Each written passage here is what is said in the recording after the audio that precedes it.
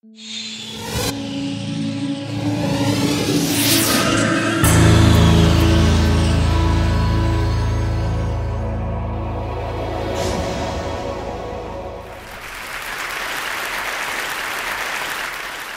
want you to take a look at this baby. What you're drawn to are her eyes and the skin you love to touch.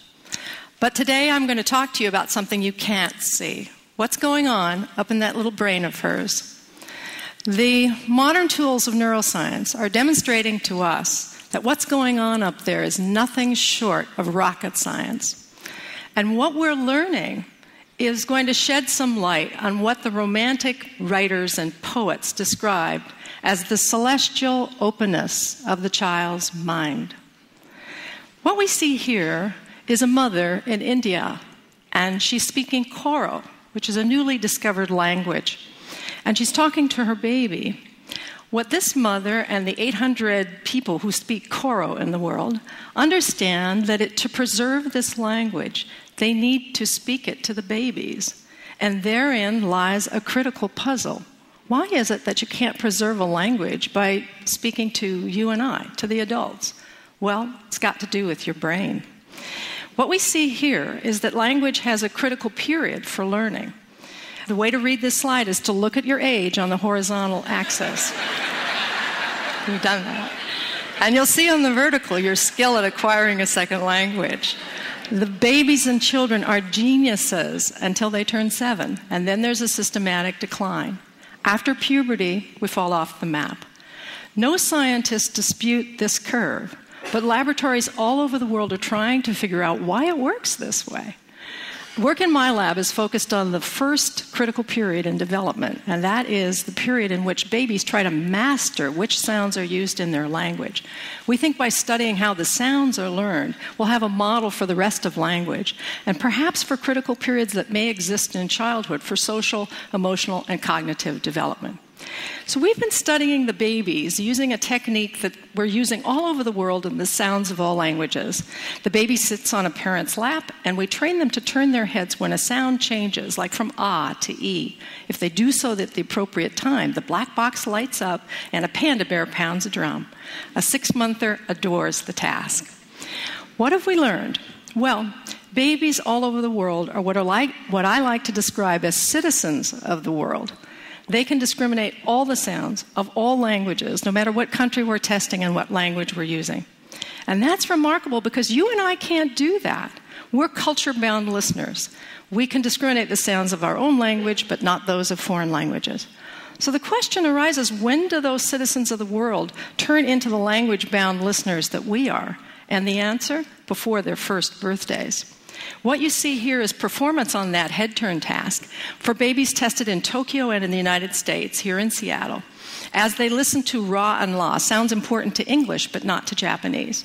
So at 6 to 8 months, the babies are totally equivalent. 2 months later, something incredible occurs. The babies in the United States are getting a lot better. The babies in Japan are getting a lot worse. But both of those groups of babies are preparing for exactly the language that they're going to learn.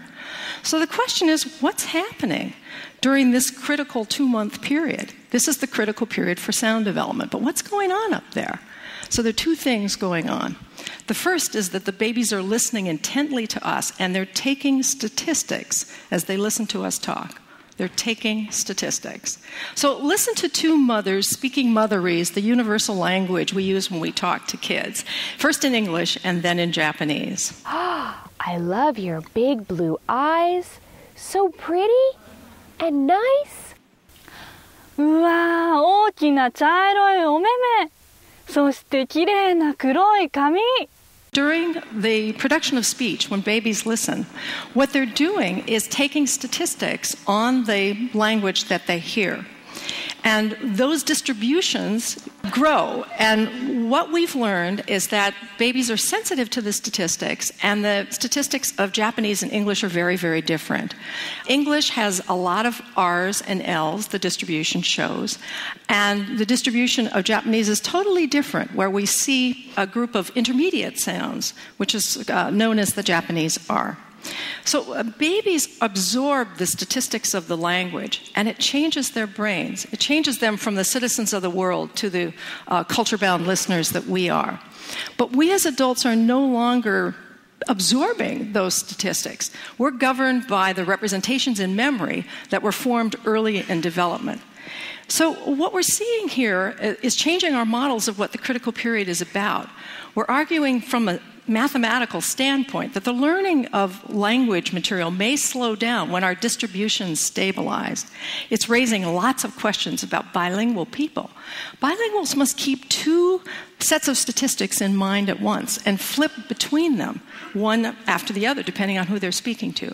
So we asked ourselves, can the babies take statistics on a brand new language?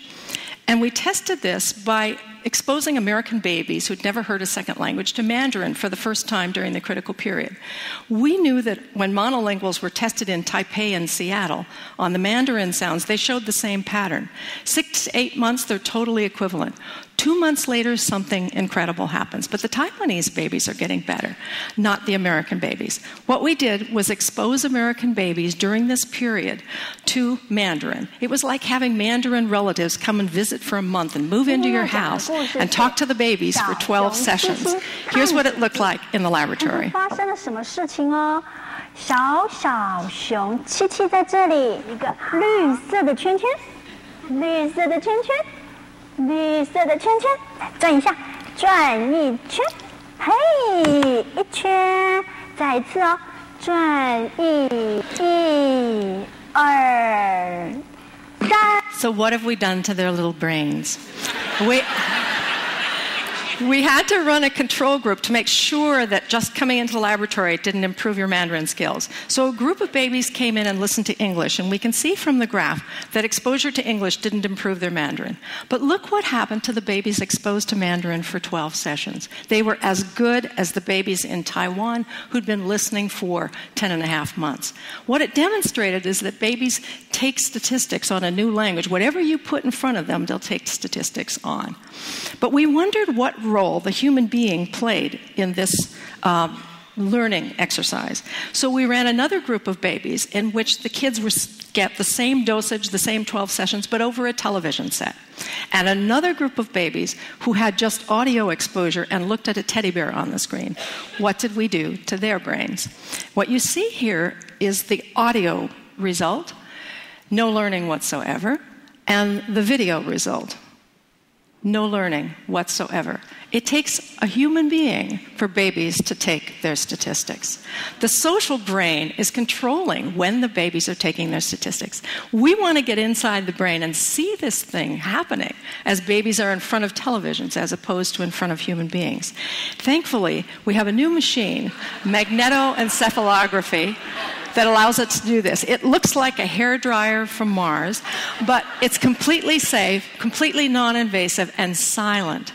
We're looking at millimeter accuracy with regard to spatial and millisecond accuracy using 306 squids. These are superconducting quantum interference devices to pick up the magnetic fields that change as we do our thinking.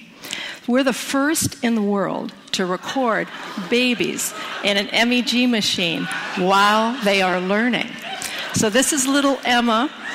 She's a 6-monther, and she's listening to various languages in the earphones that are in her ears. You can see she can move around. We're tracking her head with little pellets in a cap, so she's free to move, completely unconstrained. It's a technical tour de force. What are we seeing? We're seeing the baby brain as the baby hears a word in her language. The auditory areas light up, and then subsequently areas surrounding it that we think are related to coherence, getting the brain coordinated with its different areas, and causality, one brain area causing another to activate.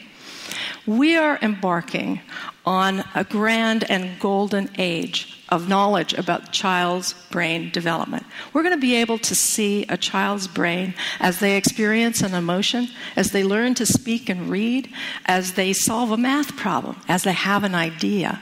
And we're going to be able to invent brain-based interventions for children who have difficulty learning. Just as the poets and writers described, we're going to be able to see, I think, that wondrous openness utter and complete openness of the mind of a child. In investigating the child's brain, we're going to uncover deep truths about what it means to be human. And in the process, we may be able to help keep our own minds open to learning for our entire lives. Thank you.